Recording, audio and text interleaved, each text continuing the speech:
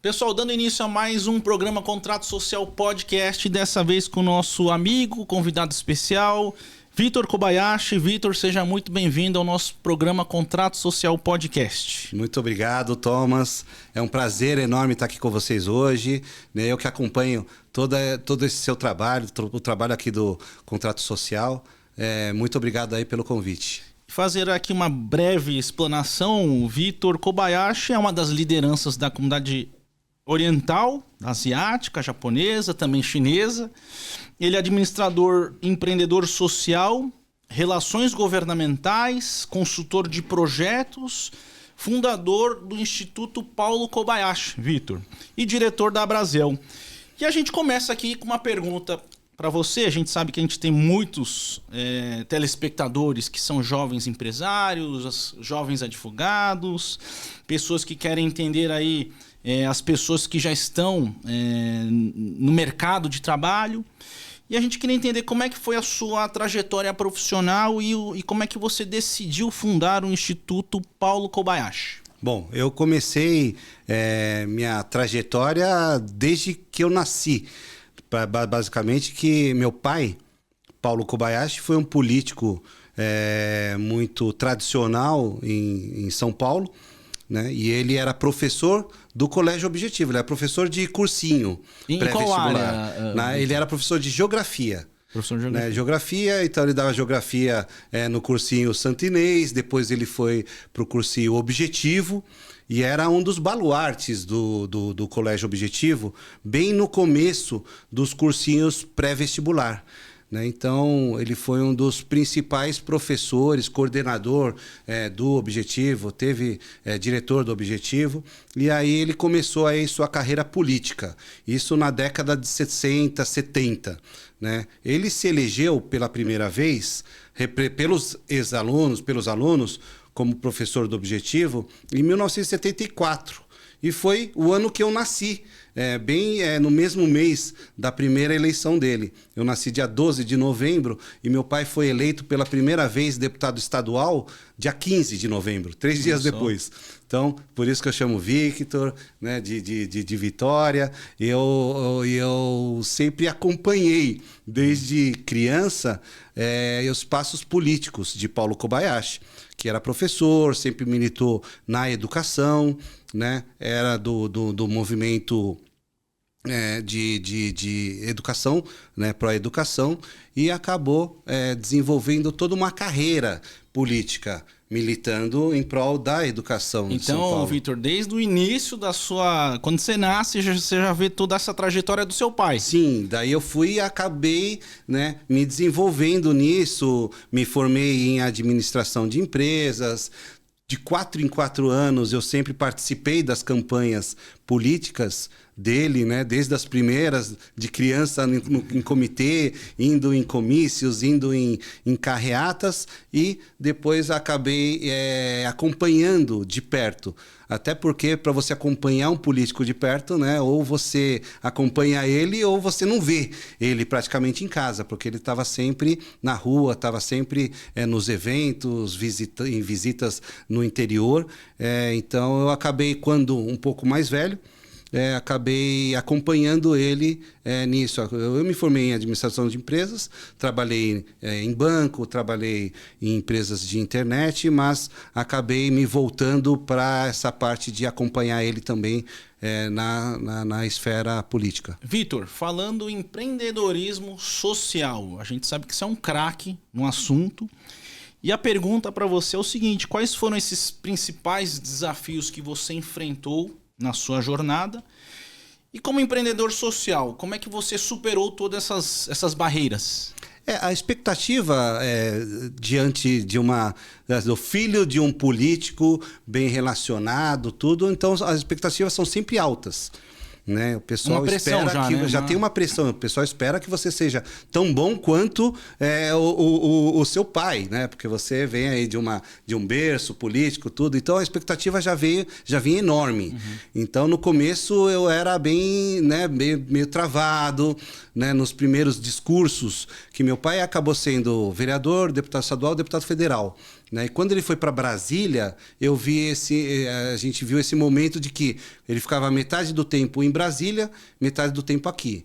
Para quem o eleitor dele já está acostumado com ele 100% do tempo em São Paulo, no estado de São Paulo. Daí ele começou a dividir o tempo dele com Brasília. Né? Então, já era uma ausência de metade do tempo dele, ele ficava em Brasília fazendo o que ele tinha que fazer lá em Brasília. E aí eu comecei a representar ele em vários momentos. Né, como voluntário, como assessor voluntário em diversos eventos.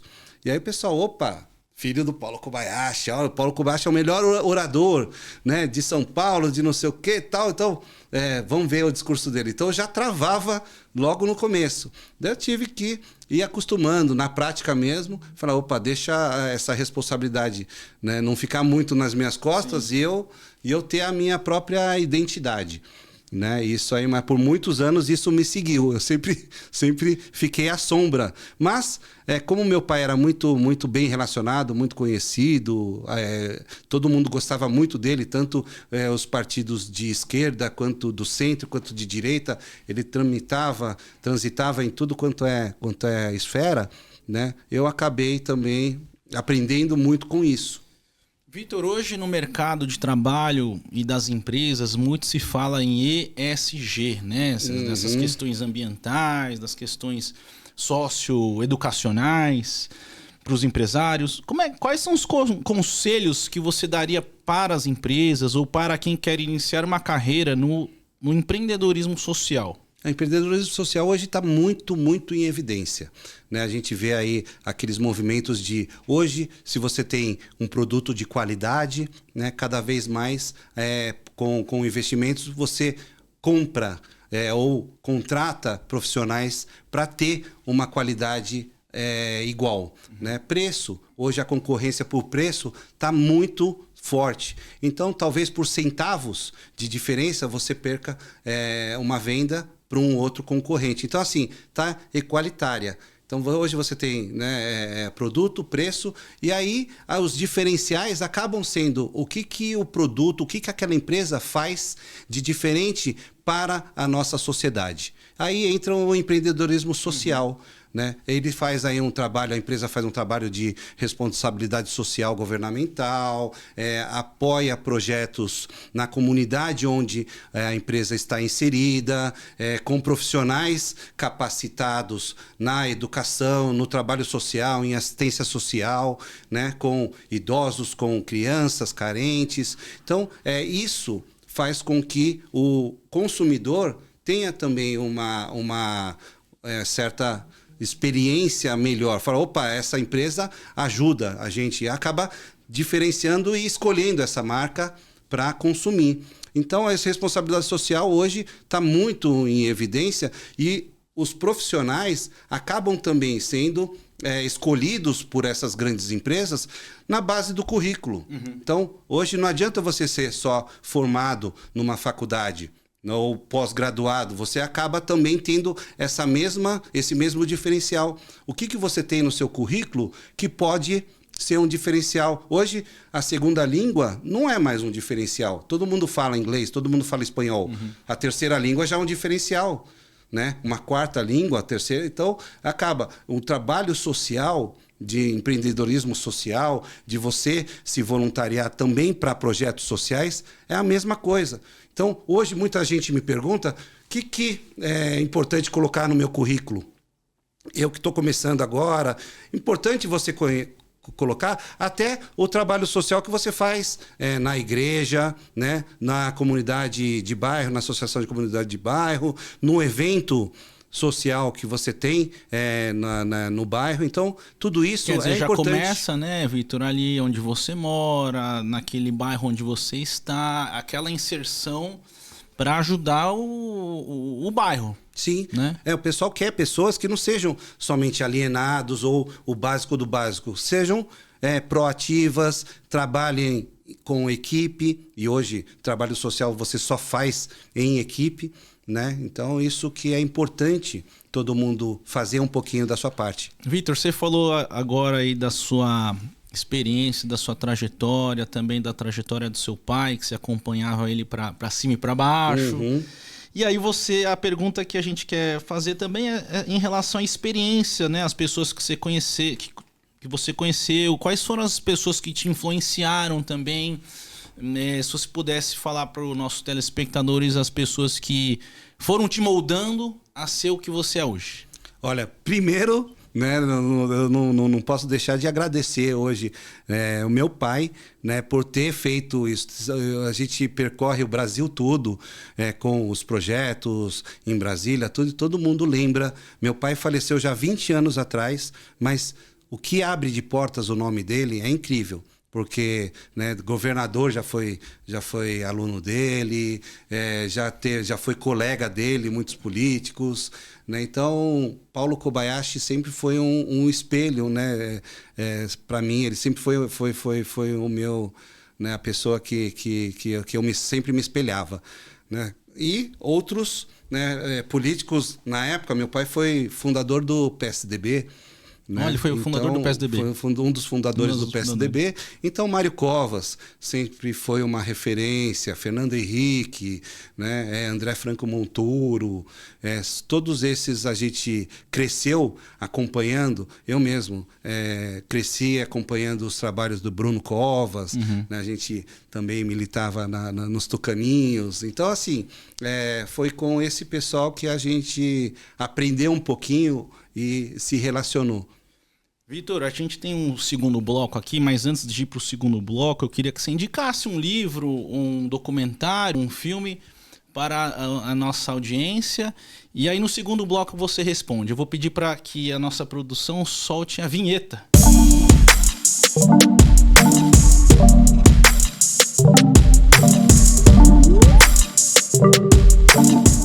Retornando ao nosso programa Contrato Social Podcast, e já na parte da indicação de livros de leitura, Vitor, o que você indica para os nossos telespectadores? Bom, o tradicional Sun Tzu, né, A Arte da Guerra. Eu acho que esse é um livro que todo empreendedor, né, todo empresário, executivo tem que ler, né? Ele foi readaptado, é um livro milenar que foi readaptado, e vários coautores fizeram aí o seu direcionamento, a sua vertente, né? Sun Tzu. E tava comentando aqui a Biografia do Abismo, né? Biografia do Abismo é um livro que foi publicado ano passado, e fala muito sobre ano passado ou ano retrasado, fala muito sobre essa polarização entre direita e esquerda, né? O que isso complica também em decisões governamentais, né? Esse momento que a gente passou, né, mais forte uns 2 anos atrás, e que agora vem talvez dando uma amenizada, mas o mundo todo acaba estando nesse ciclo, né, da polarização entre direita e esquerda, que pode atrapalhar. Ele está comentando aqui que o ideal para um governo grande, né, num país com mais de 100 milhões de habitantes, é sempre também ouvir o centro, né, que você tem, e não ficar polarizado entre extrema esquerda, porque basicamente metade do outro lado não vai ser beneficiado. E Vitor, como é que seu pai atuava? Como é que ele dialogava com a esquerda, com a direita? Como é que era a atuação do seu pai? Então, ele era o articulador, né? Tanto que na história política dele, quando ele foi vereador, ele foi eleito, entre os colegas vereadores, foi eleito presidente da Câmara dos Vereadores de São Paulo, né? Quando ele foi deputado estadual, ele foi eleito também pelos colegas deputados estaduais como presidente da Assembleia Legislativa. E quando deputado federal, ele foi eleito pelos 70 deputados de São Paulo, né? São Paulo tem 70 deputados federais, o líder da bancada de São Paulo. E aí ele era aquele articulador que conversava muito com a esquerda, conversava muito com a direita, conversava muito... Ele era bem centro, né? Centro também. E acabava sendo o articulador para que muitas das pautas importantes para o Estado acabassem sendo votadas, né? Porque se você fica nessa polarização, muita coisa você só vê de um lado da moeda. Então você tem que balancear e equilibrar aí com os dois lados. Vitor, você que organiza muitos eventos culturais, já organizou muitos eventos do Ano Novo Chinês, você também, sua mãe é chinesa, né? Então você tem esse link com a China. O que você poderia falar do Ano Novo Chinês esse ano e quais são as suas expectativas para esse ano? A expectativa é muito grande, até porque eu estou acompanhando muito o trabalho que a Ibrachina, né, comandada por você, faz, e eu acho que os eventos culturais em São Paulo, no Brasil todo, né, no mundo todo, pós-pandemia, os eventos culturais eles estão sendo muito importantes para reaquecer a economia, para trazer as pessoas novamente para um convívio social. E aí a Ibrachina está fazendo muito bem esse papel, né? O Instituto Paulo Kobayashi com certeza acaba somando para trazer muitos desses projetos em prática, né? O Ano Novo Chinês, um dos principais eventos aí do calendário cultural, né, do Brasil, a China, um dos principais parceiros econômicos do Brasil, né, e eu acho que precisa muito da cultura para ajudar a divulgar um pouquinho de conhecimento do que é a cultura chinesa, né? Através da cultura e da história que a gente aprende, né, um pouquinho daquele nosso parceiro econômico, daquele nosso parceiro social. E esse trabalho que a gente quer fazer crescer, né? E eu queria parabenizar aí vocês. Obrigado, por isso. Vitor. E você acha, Vitor, na sua opinião, você também é diretor da Brasel, você acha que esse desenvolvimento no setor de alimentação, no setor da gastronomia oriental é importante para a cidade de São Paulo? Muito importante. Até porque a gente viu aí com a pandemia, né, de que teve o fechamento dos bares e restaurantes, teve o fechamento dos eventos, né? A retomada foi através do associativismo, das pessoas mostrarem aí o que um setor, né, o que pode afetar um setor e a cadeia toda do nosso dia a dia, né? Hoje, bares e restaurantes, refeição fora do lar é basicamente 1/3, né, da alimentação de todo brasileiro. Então, eu acho importante, né, ter esse associativismo. São grupos que têm o mesmo objetivo, que trabalham nessa mesma linha. E, Vitor, você que tem essa experiência prática, a gente já percebe que, por exemplo, o bairro da Liberdade já tem as feiras, as comidas típicas. Todo mundo gosta de ir para a Liberdade, tem um turismo, é o que você falou, um turismo muito forte na área gastronômica.